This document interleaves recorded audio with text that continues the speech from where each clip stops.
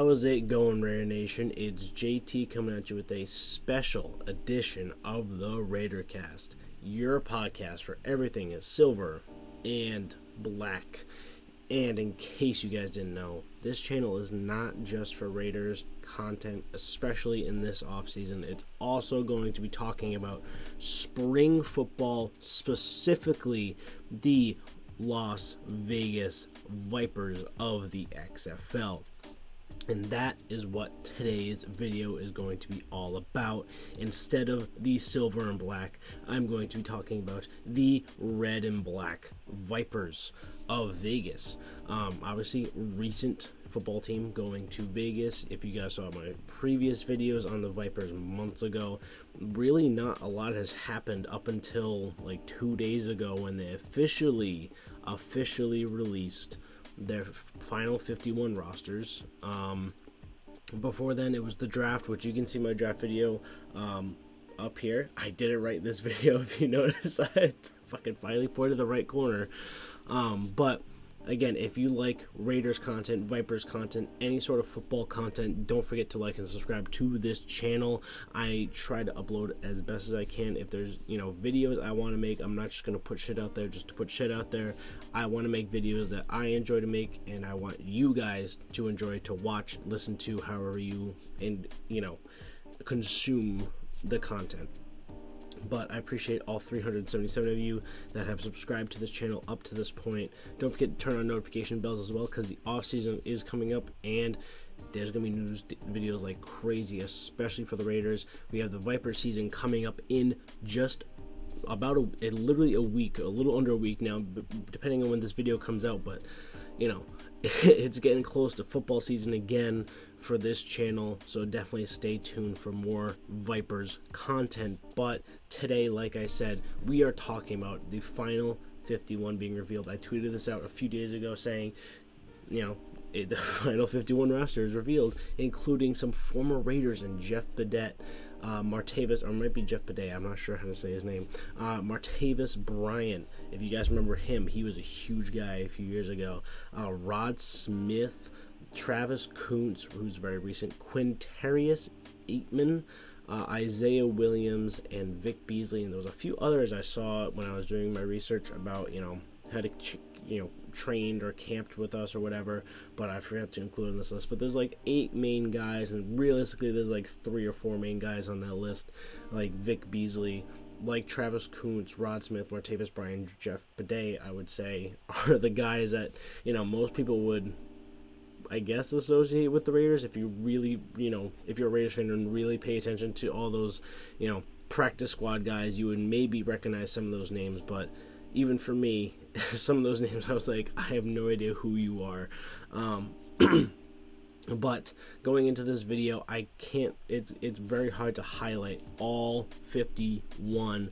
If you want to find it out, go in the link down in the description. I put a link to the XFL website, which has, the Vipers roster and also all rosters for all teams, because there are some former Raiders on other teams. There's, Raiders legend PJ Hall from that cursed 2020 class, I believe. You also have Marquette King making his return to professional football for the first time since, I think, 2019 at this point. So there's former Raiders out there. There's former Raiders on this team. If you're interested in following a team and think, oh, I like this Raider when he was a Raider, go follow them. Or if you like a certain team, but if you're a Raiders fan, I really suggest you root for the Vegas Vipers. I mean, hometown team.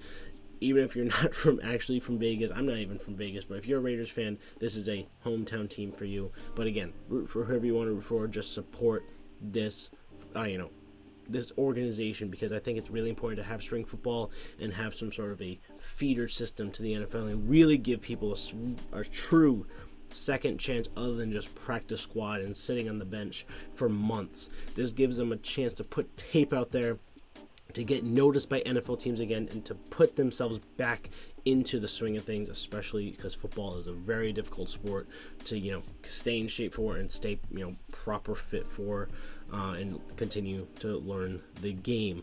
So today I'm just going to be talking about the top picks from each category: quarterback, tight end, O-line, running back, wide receiver, linebacker, defensive line, DB. I'm not going to go super in depth because a lot of these guys don't really have positions to their roster spots, and doing research on some of these players is very hard. There's very limited resources on where I could find information about these players because a lot of these guys are true, I don't want to call them nobodies, but true, very difficult to know about them.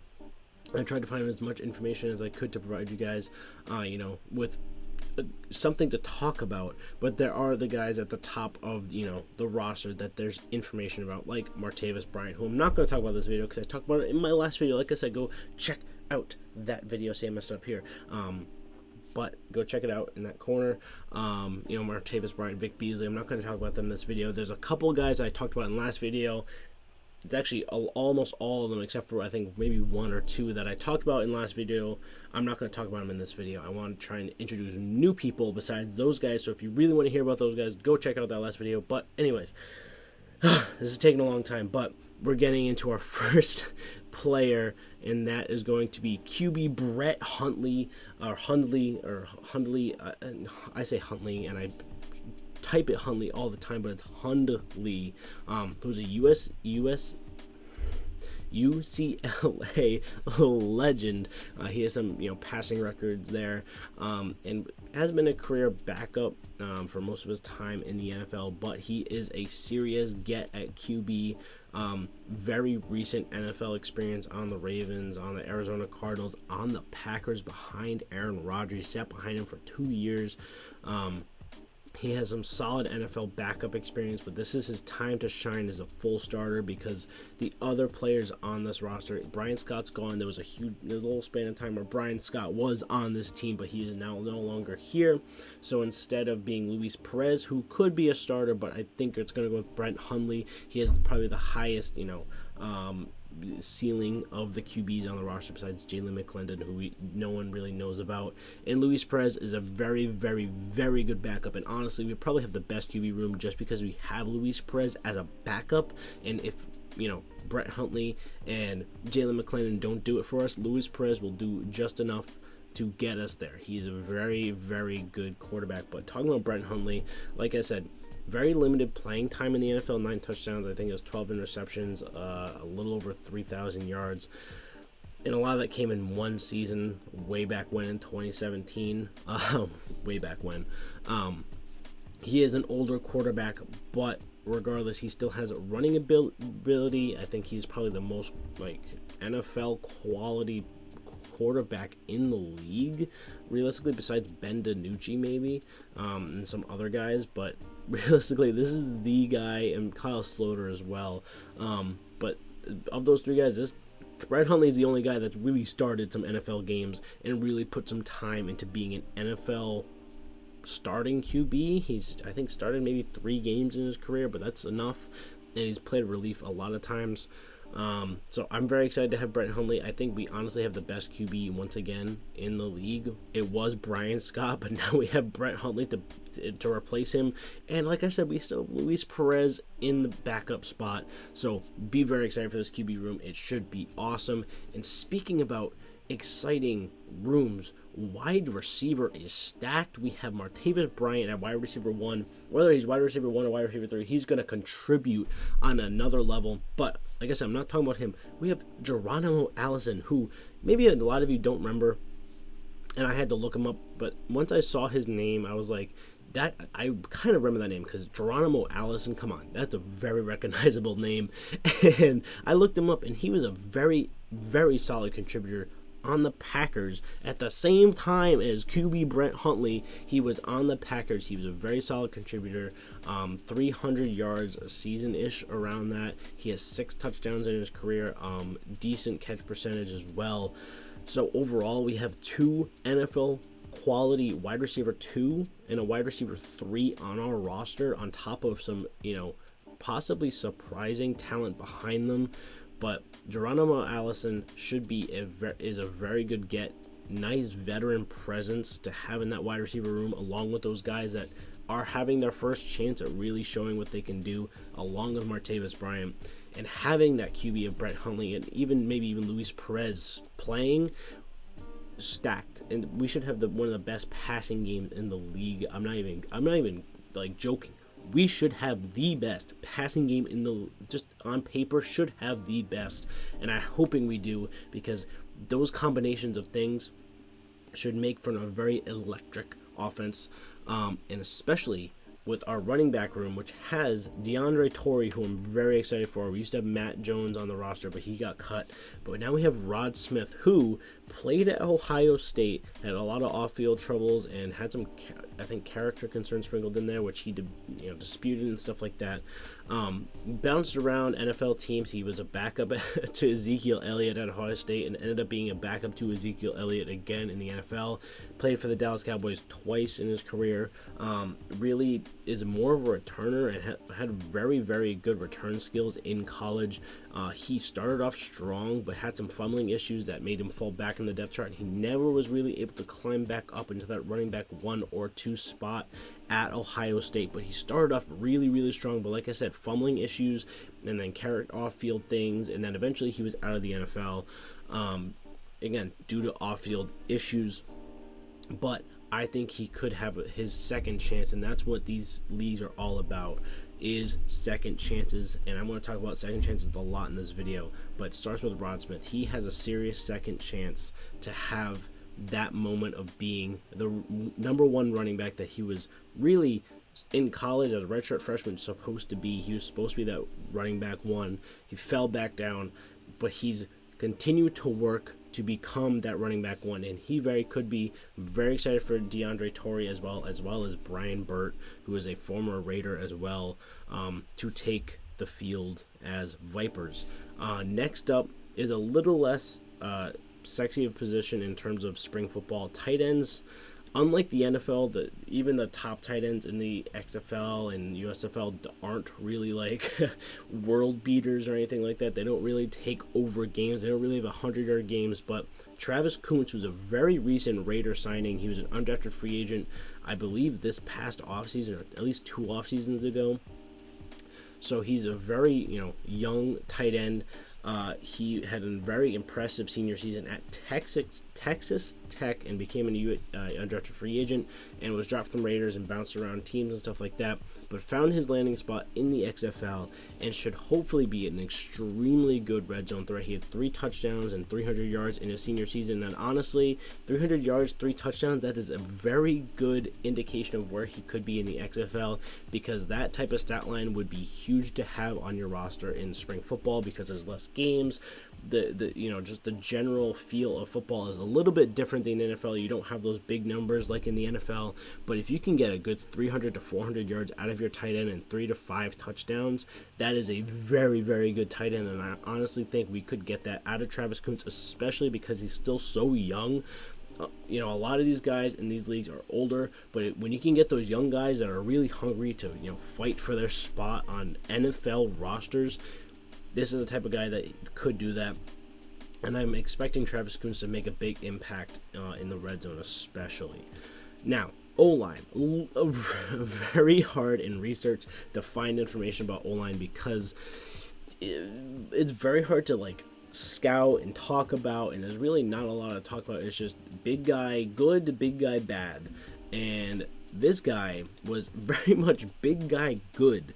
Antonio Garcia was a 3rd-round draft pick to the New England Patriots back in 2017, but his NFL career was basically cut short because of blood clots in his lungs.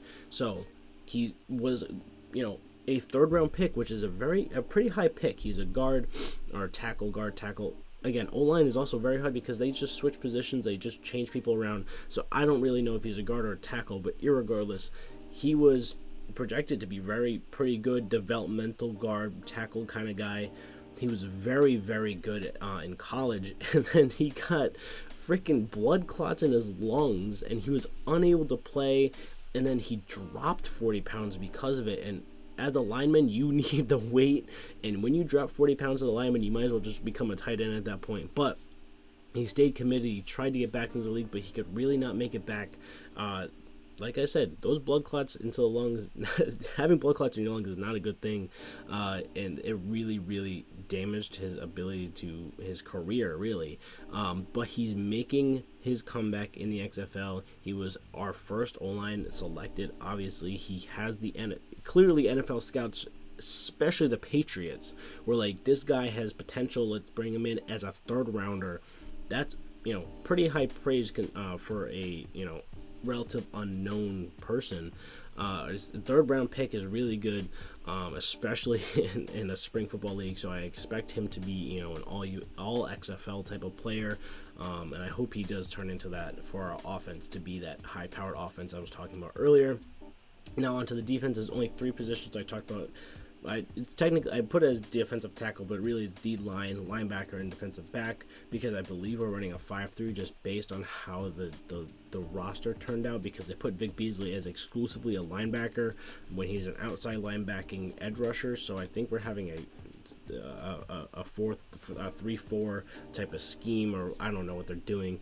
But Robert Windsor, a defensive tackle, is a very interesting story. He was a 6th round pick to the Indianapolis Colts back in 2019, had some spot starts on special teams and defense, racked up 3 total tackles in that one season. But his 2020 season, much like Antonio Garcia, was cut short by 2 major surgeries, one to his groin and one to his lower leg or back, or I'm not sure, I can't remember which one it was. But he retired. He said, I guess the injuries and the recovery period was too much, especially for a big guy. He was like, I can't do it. I'm just going to retire.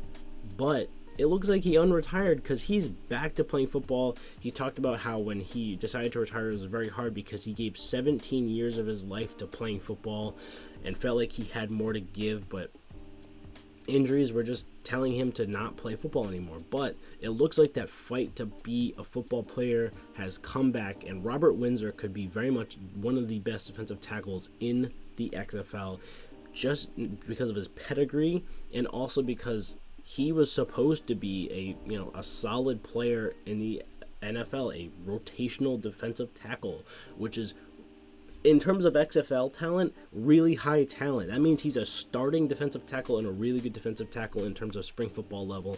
So I'm really excited to see what we can see out of Robert Windsor combined with Vic Beasley. Could be a monstrous duo on that line. Now, talking about linebacker, I'm not talking about Vic Beasley. I'm talking about P.J. DAWSON, former Pac-12 Defensive Player of the Year. However, again, another guy, off-field character concerns, off-field issues caused him to go from a first-round pick, fell to the 3rd to the Cincinnati Bengals, sat behind Vontaze Burfict, and was on Paulie G's Cincy defenses, but never really recovered his character. I don't know what the issue was. He definitely fought a lot of those claims of being an issue in the locker room or anything like that, or outside the locker room, but he did not prove it, as he was suspended multiple times and stuff like that, and just had general off-field issues, and he just got cut and moved around, and then he just ended up not really being in the NFL anymore. And then a few years later, he's now age 30, he's now in the XFL, and I'm honestly kind of excited to see what he has left in the tank. I'm really rooting for him, because I think everyone deserves second chances, and that's what this league is all about. Antonio Garcia, Rod Smith, P.J. DAWSON, Robert Windsor, these are the types of guys you want to see in the XFL, because they have those second chance stories and the potential to be really good players. They just needed a chance to show what they have and be able to rectify their mistakes of their younger selves and produce on the field once again. But yeah, I'm excited to see what P.J. DAWSON has. And then now the final guy is Adam Sparks. Has a lot of hype on the social media. They've been talking about him a lot. I'm excited for him. He was played well under Barry Odom until he left at Mizzou. Or Mizzo, I don't know how to say that college. I just say Mizzou. And playtime production fell after Barry Odom left, but he was extremely productive while Barry Odom was there. He had some picks, he had TFLs, he had I think about 6 TFLs while Barry Odom was there. But once he left, new coach came in, wanted his guys in there, kind of cut down on Adam Sparks' playing time, and he ended up being a 5th-year senior at some random school and put up decent, you know, production, but never really got back to that production that he had in those first 2 years or really 2.5 years at Mizzou. So he kind of didn't really become of anything, but I'm really excited to see what he has. He's been, you know, talking about being a lockdown corner at camp and stuff like that, especially on social media. So I'm extremely excited to see what Adam Sparks has to offer to this defense, especially being coached by the legendary Rod Woodson. All right, that is all for this video. Don't forget that opening day, the Vipers play opening day, February 18th, 2023 at 3 p.m. Eastern Time, 12 p.m. Pacific. Don't forget to tune in. I'm unable to stream the start of that game, but I'm hoping to maybe stream the back half of it. If not, I will make a video about that game, go over the game, review the game, all that stuff. I'm going to be trying to live stream the games as I can, because I really want to just watch those games and encourage you guys to watch those games too, because it should be a lot of fun, especially a new Vegas team to root for, or just whatever team you want to root for. But if you're interested, like I said, I appreciate you guys watching this video. Hope you like and subscribe. Comment down below if you're excited to see the Vegas Vipers finally play their first game on February 18th. If you're excited for this roster, who you're excited to see again. For me personally, I'm excited to see Martavis Bryant and Vic Beasley and those older NFL vets play again, and see the young guys and see who is going to become the next star of the spring football leagues. I hope to see you guys in the next video. I hope you guys enjoyed this one, and I'll see you then. Peace out, Raider Nation, and peace out, Fang Gang.